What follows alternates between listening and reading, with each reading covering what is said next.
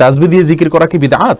জীবনে অনেক রাকাত নামাজ কাজা করেছি, সেটা আমি কিভাবে আদায় করতে পারি? বাড়িতে ফরজ নামাজ পড়লে একামত দিতে হবে কি? জোহরের নামাজে যদি ইমামের পিছনে শেষের 2 রাকাত পায়, তাহলে পরে বাকি 2 রাকাত পড়ার সময় কি সূরা ফাতিহার সাথে সূরা মিলাতে হবে? জায়নামাজে বসে ওয়াদা করলে আবার সে ওয়াদা ভেঙে ফেললে কি গুনাহ হবে? ইন্না লিল্লাহ কোন সময় বলতে হয়? মহিলাদের হায়েজের সময় কি কোরআন তেলাওয়াত করতে পারবে? নিয়মিত অস্থায়ী জন্মবিরতিকরণ পিল খাওয়া জায়েজ হবে কিনা? ছোট বাচ্চারা বিছানায় পেশাব করলে তা শুকিয়ে গেলেও কি বিছানা অপবিত্র থাকবে? মাসনুন দোয়া, আয়াতুল কুরসি, 3 কুল ইত্যাদি পাঠ করলে আউযুবিল্লাহি বিসমিল্লাহ না পড়লে গুনাহ হবে কিনা? সালাতে একটি সিজদা দিয়ে রুকুতে চলে গেলে রুকু অবস্থায় যদি মনে পড়ে যে একটা সিজদা দিয়েছি, তাহলে করণীয় কি?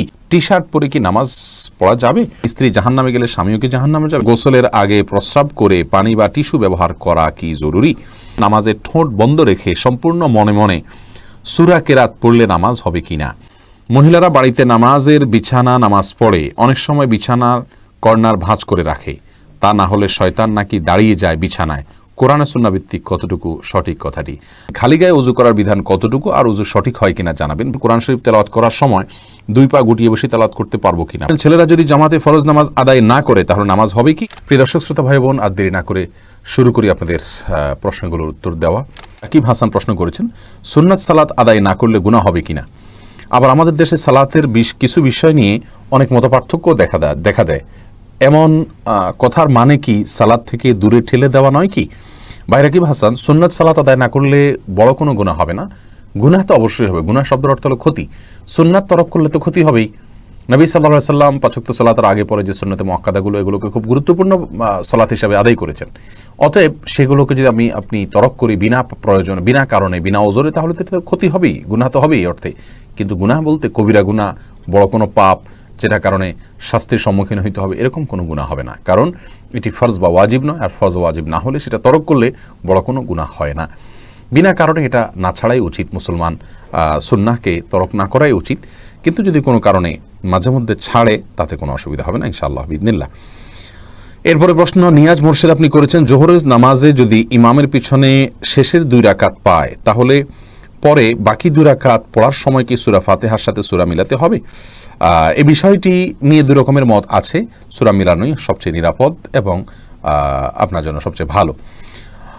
বিস্তারিত আমরা বলেছি এর আগে একাধিক ইয়েতে। মাহমুদ হাসান প্রশ্ন করেছেন, গর্দান মাসা করা সুন্নত কিনা? অনেক উলামায়ে কেরাম এটাকে সুন্নাহ বলেন, কিন্তু আসলে বিশুদ্ধ হাদিস দ্বারা গর্দান মাসা করা ওযুর সুন্নাহ হিসাবে প্রমাণিত নয়। এরপরে রাকিব কাজী সালেহ আপনি জানতে চেয়েছেন, খালি গায়ে ওযু করার বিধান কতটুকু আর ওযু সঠিক হয় কিনা জানাবেন। ভাই রাকিব, ওযুর ক্ষেত্রে শরীয়তে খালি গা বা জামা কাপড় পরা কোনোটি নির্দেশ করেনি। অতএব ওযুর ক্ষেত্রে আমরা খালি গায়ে যদি থাকি তাহলে কোনো প্রকার অসুবিধা নেই। ওযুর ক্ষেত্রে আপনি খালি গায়ে ওযু করতে পারবেন, কোনো সমস্যা নেই ইনশাআল্লাহ। নাবিল শাহরিয়ার জানতে চেয়েছেন, স্ত্রী জাহান্নামে গেলে স্বামীও কি জাহান্নামে যাবে? না ভাই নাবিল, এটা কোনো জরুরি না যে স্ত্রী জাহান্নামে গেলে স্বামীও জাহান্নামে যাবে। লূত আলাইহিস সালাতু ওয়াস সালামের স্ত্রী জাহান্নামে যাবে, কিন্তু তবে লূত আলাইহিস সালাম তো জাহান্নামে যাবেন না। অতএব স্বামী স্ত্রী একে অন্যের জাহান্নামে যাওয়ার উপর অন্য জাহান্নাম নির্ভর নয়, বরং প্রত্যেকের আমল নির্ভর করবে, আমলের উপর নির্ভর করবে তার জান্নাত জাহান্নাম। আল্লাহ সুবহানাহু ওয়া তাআলা বলেছেন, লাইসা লিল ইনসানি ইল্লা মা সাআ, মানুষ নিজে যা করে সেটাই সে পাবে, অন্য কি করলো না করলো তাতে তার কিছু আসবেও না, যাবেও না। আল্লাহ অন্য আয়াতে বলেছেন, লা তাজিরু ওয়াজরাতুন ভিজরা উখরা, একজনের বোঝা, পাপের বোঝা অন্যজন বহন করবেন। অর্থাৎ স্ত্রী অন্যায় করলে তিনি জাহান্নামে যাবেন, স্বামী জাহান্নামে যাবেন না। বিষয়টি এরকম না, যার যারটা আমলের কারণে তিনি পুরস্কার বা তিরস্কারের উপযুক্ত হবেন। এরপরের প্রশ্নে চলে যাচ্ছি। মোহাম্মদ ওমর ফারুক প্রশ্ন করেছেন, ছেলেরা যদি জামাতে ফরজ নামাজ আদায় না করে তাহলে নামাজ হবে কি? নামাজ হয়ে যাবে। একটা হাদিস এক্ষেত্রে আসে, লা সালাতা লিজারিল মসজিদে ইল্লা ফিল মসজিদে, যে ব্যক্তি মসজিদের প্রতিবেশী তার সালাত মসজিদে ছাড়া হবে না। এই হাদিসটির সনদ বিশুদ্ধভাবে প্রমাণিত নয়, হাদিসের সনদের ভিতরে দুর্বলতা রয়েছে। আর সেই কারণে এই হাদিসের সনদের দিকে তাকায় আমরা তার সালাত হবে না সেটা বলবো না। তবে মুসলিমের অবশ্যই জামাতের সাথে সালাত আদায় করা উচিত। নবী সাল্লাল্লাহু আলাইহি ওয়াসাল্লাম যারা বাসায় সালাত পড়ে বা মসজিদে জামাতে শামিল হয় না, তাদের ঘর বাড়ি জ্বালিয়ে দিতে চেয়েছিলেন। এটা বোঝা যায় এখান থেকে যে জামাতে সালাত আদায় করা ওয়াজিব, বিনা ওজরে এটা তরক করা হারাম এবং গুনাহের কাজ। বাপ্পি রহমান আপনি জানতে চেয়েছেন, গোসলের আগে প্রস্রাব করে পানি বা টিস্যু ব্যবহার করা কি জরুরি? ভাই বাপ্পি, গোসলের আগে পেশাব করার পর আপনি পানি ব্যবহার করলে যথেষ্ট হয়ে যাবে। আর যদি পানি এবং টিস্যু দুইটাই ব্যবহার করেন সেটা ভালো। আল্লাহ সুবহানাহু ওয়া তাআলা কোরআনে কারীমে আহলে কুবার প্রশংসায় আয়াত নাজিল করেছেন, ফিহি রিজালুন ইউহিব্বুনা আন ইয়াতাতাহারু, সেখানে কিছু লোক আছে যারা খুব ভালো করে পবিত্রতা অর্জন করতে পছন্দ করেন। এখানে ভালো করে পবিত্রতা অর্জনের মিনিং কি, অর্থ কি, এ সম্পর্কে বেশি রকম মুফাসসিররা যদিও বলেছেন একটা, কিন্তু অনেক মুফাসসিররা ভিন্ন কিছুও বলেছেন। আর সেটা হলো যারা তাদের ওয়াশরুম ব্যবহার করার পর পানি এবং কুলুহ দুইটাই ব্যবহার করেন, তাদের সম্পর্কে বলা হয়েছে। যাই হোক, এর বাইরে একটা হাদিস দ্বারা সুস্পষ্টভাবে প্রমাণও হয় যে দুইটাই ব্যবহার করা যাবে, বিশেষ করে পেশাবের ক্ষেত্রেও। অতএব দুইটা যদি ব্যবহার করেন সেটা আরও ভালো, অসুবিধা নেই, সুন্নাহ দ্বারা প্রমাণিত, এটাকে বেদাত বলার কোনো কারণ নেই। খালিদ ইবনে শেতাব আপনি জানতে চেয়েছেন নামাজে ঠোঁট বন্ধ রেখে সম্পূর্ণ মনে মনে সূরা কেরাত পড়লে নামাজ হবে কিনা। ভাই খালেদ, নামাজে যদি আপনি ঠোঁট বন্ধ রেখে মনে মনে সূরা কেরাত পড়েন তাহলে আপনার সালাত হবে না। কারণ ইসলামী শরিয়াতে যে সমস্ত জায়গায় আমাদেরকে পাঠ করতে নির্দেশ করা হয়েছে, বলতে নির্দেশ করা হয়েছে, সেখানে আমাদেরকে ঠোঁট এবং জিহ্বার উচ্চারণ করে বলতে হবে। ঠোঁটের যদি ব্যবহার না হয়, জিহ্বার যদি ব্যবহার না হয়, তাহলে সেটাকে বলা হয় না, ওইটাকে বলা হয় মনে মনে কল্পনা জল্পনা করা। আপনাকে বলতে বলা হয়েছে, সূরা পড়তে বলা হয়েছে, আর এই পড়াটা হবে মুখ এবং ঠোঁট নড়লে। যদি না পড়েন তাহলে না নড়ে, তাহলে সেক্ষেত্রে পড়াটা হয়নি। বিধায় মনে মনে যদি আপনি কেরাত পড়েন, সূরা পড়েন, তাহলে সেক্ষেত্রে এটা জায়েজ হবে না। এরপরে প্রশ্ন হলো ফারুক তিতাস আপনি জানতেছেন মাসনুন দোয়া আয়াতুল কুরসি, তিনকুল ইত্যাদি পাঠ করলে আউযুবিল্লাহি বিসমিল্লাহ না পড়লে গুনাহ হবে কিনা। ভাই ফারুক, মাসনুন দোয়ার শুরুতে আউযুবিল্লাহি বিসমিল্লাহ পড়ার দরকার নেই, কারণ দোয়াগুলোই হলো আল্লাহর জিকির। সরাসরি আউযুবিল্লাহি বিসমিল্লাহ বলার উদ্দেশ্য আল্লাহর জিকির করা। তাছাড়া কোরআন হাদিসে কোথাও আমাদেরকে দোয়াগুলোর আগেই বিসমিল্লাহ পড়ার কথা বলা হয়নি, আউযুবিল্লাহর কথা বলা হয়নি। আল্লাহ সুবহানাহু ওয়া তাআলা এরকম নির্দেশ করেন, রাসূল সাল্লাল্লাহু আলাইহি ওয়াসাল্লাম করেননি। কোরআনের ব্যাপারে শুধু বলা হয়েছে, আল্লাহ সুবহানাহু ওয়া তাআলা বলেছেন ওয়াইদা ক্রাআতাল কুরআন ফাস্তাইজ বিল্লাহি মিনাশ শাইতানির রাজিম, যখন কোরআন পড়বে তখন আউযুবিল্লাহি মিনাশ শাইতানির রাজিম পড়ে নেবে। আর নবী সাল্লাল্লাহু আলাইহি সাল্লাম প্রত্যেকটা সূরার আগে বিসমিল্লাহ পড়েছেন। সেই হিসাবে আমরা সূরার আগে যখন পড়বো তখন বিসমিল্লাহ পড়বো, আর তেলাওয়াত যখন শুরু করব প্রথমে তখন আউযুবিল্লাহ পড়বো, এবং সূরা শুরু হলে বিসমিল্লাহও পড়বো। আর যদি সূরা শুরু না হয়, মাঝখানে হয়, তাহলে শুধু আউযুবিল্লাহ পড়বো, যেহেতু শুধু আউযুবিল্লাহ করার নির্দেশ করা হয়েছে। কিন্তু জিকির আজকার শুরুতে আউযুবিল্লাহি বিসমিল্লাহ পড়ার কথা বলা হয়নি, দুরূদের শুরুতে বলা হয়নি, বিধায় আমরা সেগুলো পড়বো না। আর সকাল সন্ধ্যার আজকার যেগুলো পড়বো সেগুলো যখন শুরুতে পড়বো আয়াতুল কুরসি অথবা তিনকুল, তখন অবশ্যই আমরা আউযুবিল্লাহি বিসমিল্লাহ নিয়ম অনুযায়ী সেখানেও পড়বো, কারণ এগুলো কোরআনের আয়াত, যদিও জিকির হিসেবে পড়া হচ্ছে। এরপরে প্রশ্ন দেখতে পাচ্ছি শিলু আপনি জানতে চেয়েছেন মহিলাদের হায়েজের সময় কি কোরআন তেলাওয়াত করতে পারবে। বোন শিলু, এটা নিয়ে ওলামায়ে কেরামের মধ্যে মত পার্থক্য রয়েছে। অনেক ওলামাগণ বলেছেন কোরআন তেলাওয়াত মাসিক অবস্থায় মা বোনরা করতে পারবেন, কারণ কোরআনে কারীমের এই রাসূল করিম সাল্লাল্লাহু আলাইহি ওয়াসাল্লামের হাদিসের কোথাও স্পষ্ট করে নিষেধাজ্ঞা বর্ণিত হয়নি। মহিলা সাহাবীরা অনেকেই ছিলেন, কিন্তু কোনো জায়গায় নবী সাল্লাল্লাহু আলাইহি ওয়াসাল্লাম নিষেধ করেছেন স্পষ্টভাবে এটা জানা যায়নি। হায়েজ অবস্থায়, মাসিক অবস্থায় তাওয়াফ করতে পারবেন না, এবং কোরআন স্পর্শ করতে পারবেন না, সালাত পড়তে পারবেন না, সিয়াম পড়তে পারবেন না। এর বাইরে স্বামী স্ত্রীর সহবাস করতে পারবেন না, আর সব কিছু করতে পারবেন, কারণ নিষেধ নেই। আবার এর বিপরীতে কোনো কোনো আসার দ্বারা নিষেধাজ্ঞার প্রমাণ করে থাকেন অনেক ওলামায়ে কেরাম, তারা বলেন যে পড়া যাবে না। এই মতটা বরং জমহুরের মত, অর্থাৎ পড়া যাবে না। তো এজন্য না পড়ে আপনি যদি তেলাওয়াত শুনেন সেটা হবে সবচেয়ে নিরাপদ। আর যদি আপনি হাফেজা হন, হিফজের ছাত্রী হন, অথবা কোরআন মুখস্থ আছে আপনার, সে অংশ ভুলে যাবেন মনে হয়, যদি আপনি নিয়মিত এভাবে আপনার পিরিয়ডের সময়টা বাদ দেন, তাহলে সেক্ষেত্রে আপনার জন্য বিশেষ ওজরের কারণে জায়েজ হতে পারে ইনশাআল্লাহ বিদিনা। কিন্তু নিরাপদ হলো না তেলাওয়াত করে এই টাইমটাতে শোনা।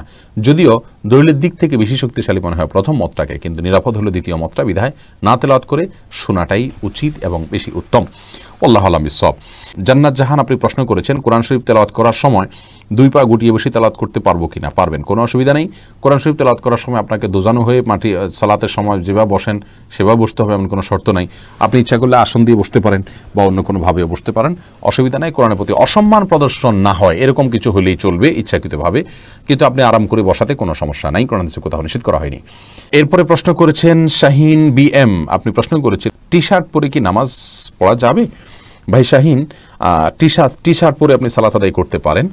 তো মনে রাখবেন সালাত আদায়ের ক্ষেত্রে মৌলিক নির্দেশনা আল্লাহ সুবহানাহু ওয়া তাআলা বলেছেন ইয়া আইয়ুহাল্লাযীনা আমানু খুযু যিনাতাকুম ইনদা কুল্লি মাসজিদ। হে ঈমানদারেরা, প্রত্যেক সালাতের সময় তোমরা সুন্দর ভাবে সালাত আদায় করবে, সুন্দর পোশাক পরবে বা সুন্দর পোশাক পরবে। তো এই জন্য এমন কোনো পোশাক পরা উচিত নয় সালাতের সময় যে পোশাক পরে আপনি সম্ভ্রান্ত কোনো জায়গায় যাবেন না, মান্যগণ্য কোনো ব্যক্তির কাছে যাবেন না, সেরকম কোনো পোশাক পরা উচিত নয়। অতএব আপনি চেষ্টা করবেন যে পোশাক পরলে আপনাকে খারাপ দেখা না যায়, দৃষ্টিকটু দেখা না যায়, ভিন্ন ব্যতিক্রম মনে না হয়, এবং আপনি এটা পরে ভালো কোনো জায়গায় যেতে ইতস্তবোধ করেন না, সেরকম পোশাক পরে সালাত আদায় করবেন। এমডি টুটুল হক আপনি জানতে চেয়েছেন ইন্না লিল্লাহ কোন সময় বলতে হয়, দয়া করে আলোচনা করলে ভালো হয়। ভাই টুটুল, ইন্না লিল্লাহ পড়ার ক্ষেত্রে ইসলামী শরিয়ার দৃষ্টিকোণ হলো আল্লাহ সুবহানাহু ওয়া তাআলা কোরআনে কারিমে বলেছেন ওয়াল্লাযীনা ইযা আসাবাতুহুম মুসিবা ক্বালু ইন্না লিল্লাহি ওয়া ইন্না ইলাইহি রাজিউন, অর্থাৎ নেককার ভালো মানুষদের একটা বড় আলামতের জায়গা হলো যে তারা কোনো মুসিবতে পড়লে বলে ইন্না লিল্লাহি ওয়া ইন্না রাজিউন। অতএব এই আয়াত থেকে বোঝা গেল যে ইন্না লিল্লাহি ওয়া ইন্না ইলাইহি রাজিউন এটা আমাদের বিপদে আমরা পড়ব, যখন মুসিবত হবে, কোনো সমস্যা দেখা দিবে আল্লাহ না করুন, ওই সময়টাতে আমরা ইন্না লিল্লাহি ওয়া ইন্না ইলাইহি রাজিউন পড়ব। ইন্না লিল্লাহি ওয়া ইন্না রাজিউন আমাদের দেশে সাধারণত মানুষ মারা গেলে আমরা পড়ি। কেউ কোনো বিপদে ইন্না লিল্লাহি পড়লে বলে কি কেউ কি মারা গেছে, তার মানে মানুষ মনে করে যে ইন্না লিল্লাহি শুধু মারা গেলেই পড়তে হয়। এটা ভুল ধারণা। আমরা ইন্না লিল্লাহি ওয়া ইন্না ইলাইহি রাজিউন পড়ব যেই কোনো বিপদ দেখা দিলেই আমরা ইন্না লিল্লাহি পড়তে পারি। এটাই কোরআনের নির্দেশনা যে কোনো মুসিবতে। শাহনাজ হাফেজ, আপনি জানতে চাইছেন ছোট বাচ্চারা বিছানায় পেশাব করলে তা শুকিয়ে গেলেও কি বিছানা অপবিত্র থাকবে? ছোট বাচ্চারা যদি বিছানায় পেশাব করে, এক্ষেত্রে মনে রাখতে হবে ছেলে বাচ্চা যদি হয় তাদের পেশাবের ক্ষেত্রে কিছুটা ছাড় রয়েছে। ছেলে বাচ্চা যদি হয় আর সে যদি মায়ের দুধের উপরে সম্পূর্ণ নির্ভরশীল থাকে এবং তার মধ্যে যদি অন্য কোনো কিছু যদি সে না খায়, বাহিরের কোনো কিছু খাদ্য হিসাবে সে গ্রহণ না করে, তাহলে সেক্ষেত্রে এই বাচ্চার পেশাবের উপরে শুধুমাত্র পানি ছেটা দিয়ে দিলে সেটা পাক হয়ে যাবে। আর যদি মেয়ে বাচ্চা হয় তাহলে সেক্ষেত্রে পরিপূর্ণভাবে ধুইতে হবে। এটা হাদিস দ্বারা এই ব্যবধান এবং পার্থক্যটা সুস্পষ্টভাবে প্রমাণিত। এখানে কেউ যদি বলেন যে মেয়েদের পেশাবের ক্ষেত্রে এই তারতম্য কেন করা হয়েছে, মেয়েদের প্রতি বৈষম্য কিনা, আমরা বলবো না। মেয়েদের পেশাব হয়তো তার ভেতরে কোনো এমন কোনো দিক রয়েছে পেশাবের যেটা হয়তো আমরা এখনো জানি না, অথবা বিজ্ঞানী হয়তো জানতে পারেন, যার কারণে এটা ধোয়াটা জরুরি করা হয়েছে। সেটাতে দুর্গন্ধের বিষয় থাকুক অথবা অন্য কোনো ক্ষতিকর কোনো কিছু থাকুক যেটা আমাদের কাছে অজানা, কিন্তু ইসলামী শরিয়াত নির্দেশ করেছে, নিশ্চয়ই এর ভিতরে কোনো না কোনো কল্যাণ আছে। আমরা দেখি ইসলামী শরিয়ার নির্দেশকে পালন এবং মান্য করার ভেতরেই কল্যাণ নিহিত আছে। এরপরে প্রশ্ন করেছেন বোন আসমা রহমান। আসমা, আপনি জানতে চেয়েছেন জায়নামাজে বসে ওয়াদা করলে আবার সে ওয়াদা ভেঙে ফেললে কি গুনাহ হবে? বোন আসমা রহমান, জায়নামাজে বসে ওয়াদা করা আর স্বাভাবিকভাবে ওয়াদা করা দুইটার ভিতরে তেমন কোনো পার্থক্য নেই। আপনি জায়নামাজের বাইরে বসেও যদি ওয়াদা করেন সেটা আপনাকে রক্ষা করতে হবে, খেলাফ করলে গুনাহ হবে। আল্লাহ সুবহানাহু ওয়া তাআলা সফল মুমিনদের যে সমস্ত গুণের কথা আলোচনা করেছেন কোরআনে কারিমের ভিতরে, তার ভিতরে একটা এটাও যে তারা যা বলে সেটা রক্ষা করে। অতএব আপনি যেটা বলবেন সেটা রক্ষা করতে হবে। আল্লাহ বলছেন ইয়া আইয়ুহাল্লাযীনা আমানু লিমা তাকুলুনা মা লা তাফআলুন, যেটা তোমরা করবে না সেটা কেন বলো? ওয়াদা করবেন, যেটা করবেন সেরকম ওয়াদা করবেন। কোনো অ্যাক্সিডেন্টলি আপনি সেটা করতে পারলেন না, ভিন্ন কথা, কিন্তু জায়নামাজে বসে ওয়াদা করলে যা, জায়নামাজ ছাড়া অন্য জায়গায় ওয়াদা করলেও তা ভিন্ন কোনো বিষয় নয়। সর্বাবস্থা ওয়াদা রক্ষা করা জরুরি। বাড়িতে ফরজ নামাজ পড়লে একামত দিতে হবে কি? হ্যাঁ ভাই, যদি আপনি একাকী ফরজ সালাত আদায় করেন, অন্য কেউ জামাতে শরীক হতে পারবে সে সম্ভাবনা থেকে আপনাকে জোরে জোরে একামত দিয়ে তারপরে সালাত আদায় করা উচিত। কোনো একটি বর্ণনা দ্বারা বোঝা যায়, হাদিসে কুদসিতে আসছে, একজন ব্যক্তি কোনো এক জায়গায় রাখাল, তিনি একাকী দাঁড়িয়ে আজান দিচ্ছেন এবং একামত দিয়ে সালাত আদায় করছেন। তার আশা যদি কেউ শরীক হয় তার সাথে, যদিও কেউ সেখানে দেখছেন না আপাতত তাকে, তারপরও তিনি করেছেন, এ ব্যক্তির জন্য বিশেষ ফজিলতের কথা রয়েছে হাদিসে কুদসিতে। যার কারণে আমরা বলি বাসায়ও যদি আপনি একাকী সালাত আদায় করেন, কোনো কারণে জামাত চলে গেলে মসজিদে আপনি একামত দিয়ে নেবেন এবং এমনভাবে পড়বেন যাতে কেউ আপনার সাথে সম্ভব হলে শামিল হতে পারে। এরপরে প্রশ্ন বুলবুল তানিম, আপনি জানতে চেয়েছেন মহিলারা বাড়িতে নামাজ পড়ে অনেক সময় বিছানার কর্নার ভাঁজ করে রাখে, তা না হলে শয়তান নাকি দাঁড়িয়ে যায় বিছানায়, কোরআন সুন্নাহ ভিত্তিক কতটুকু সঠিক কথাটি? ভাই বুলবুল, বাড়িতে নামাজ পড়ার সময় কর্নার ভাঁজ করে রাখা, শয়তান দাঁড়াবে সেই ভয়ে, এটা কুসংস্কার। এর সাথে ইসলামের শরীয়তের কোনো সম্পর্ক নাই। কোরআন হাদিসে কোথাও বলা হয়নি যে কেউ সালাতের জন্য দাঁড়ালে তার জানামাজটা যদি বড় হয় তার কোনায় শয়তান দাঁড়াবে, এরকম কোনো কথা নেই। জামাতবদ্ধ সালাতে পুরুষরা যখন পাশাপাশি দাঁড়িয়ে সালাত আদায় করবেন তখন কাতারের মধ্যখানে যদি ফাঁকা থাকে সেখানে শয়তান দাঁড়ায়, এটা হাদিস দ্বারা বোঝা যায়। এজন্য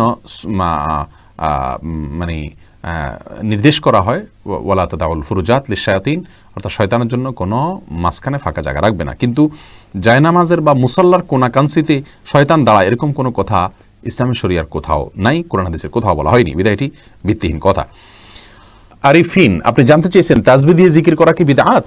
ভাই আরিফিন, এটা অনেক বন্ধুরা আমাদের বলে থাকেন, তাসবিহ গতানুগতিক যে মালা পাওয়া যায় দানার, এটা ব্যবহার করে তাসবিহ পড়াকে বিদআত বলা হয়। কিন্তু আমরা বিনয়ের সঙ্গে এর সঙ্গে দ্বিমত পোষণ করছি, এটাকে আমরা বিদআত বলবো না।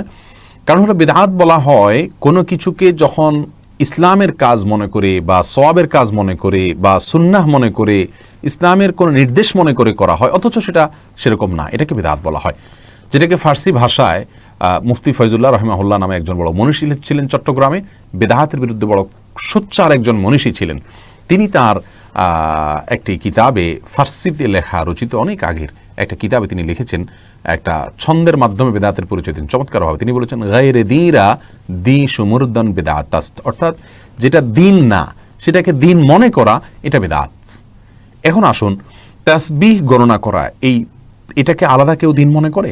আমাদের দেশে যারা তাসবিহ ব্যবহার করেন, তাসবিহ দানাতে মানে মালাতে তাসবিহ আপনার পড়ে থাকেন গনে গনে, এই মালা গুনলে সওয়াব হবে বেশি, এরকম কেউ মনে করে? অথবা মালাতেই গুনতে হবে, অন্য কিছু গুনতে পারবে না, এরকম কেউ মনে করে? বা মালাতে গুনলে বিশেষ কোনো ফজিলত আছে, এরকম কেউ মনে করে? এরকম কেউ আমার দৃষ্টিতে, আমার জানামতে কেউ মনে করে না। তাহলে এটাকে সে দিন বানাই নাই, তাহলে আপনি এটাকে কীভাবে দাঁত বলছেন? হ্যাঁ, আমরা এটা অবশ্যই বলবো, এই মালা ব্যবহার করার চাইতে হাতের কর ব্যবহার করা সুন্নাত সম্মত, এটা উত্তম। বড়জোর আমরা মালার ব্যবহারকে সুন্নার খেলাফ বলতে পারি। যদিও কোনো কোনো সাহাবীরা খেজুরি বিসি বা অন্য কিছুকে তাসবিহ গণনার জন্য ব্যবহার করেছেন, দ্বারা জানা যায়। অতএব সেই হিসাবে পরিপূর্ণ আমরা এটাকে বেদাত তো বলার প্রশ্নই ওঠে না, সুন্নাহ বিরোধীও পরিপূর্ণ বলতে পারি না। তবে হ্যাঁ, নবী সাল্লাল্লাহু আলাইহি সাল্লাম বলেছেন, হাতের যে করগুলো মানুষ জিকিরের জন্য ব্যবহার করে, এগুলো কিয়ামতের ময়দানে উজ্জ্বল হবে, এগুলো জ্বলতে থাকবে, আলোর কাজ দিবে। বিধায় এই করের মধ্যে গুনতে পারলে সেটা ভালো। কেউ যদি এখানে স্মরণ রাখতে না পারেন, তাসবিহের মালা ব্যবহার করেন, সেক্ষেত্রে এটাকে আমরা বেদাত বলবো না, অনুত্তম বলবো, বড়জোর। আল্লাহ তাআলা বোঝার তৌফিক দান করুন। রাশেদ খান প্রশ্ন করেছেন, জীবনে অনেক রাকাত নামাজ কাজা করেছি, সেটা আমি কিভাবে আদায় করতে পারি? আপনি যতগুলো ওয়াক্ত আপনার মনে পড়ে সেগুলোকে আনুমানিক একটা হিসাব করে কাউন্ট করে আপনি শুরু করে দিবেন কাজা করার।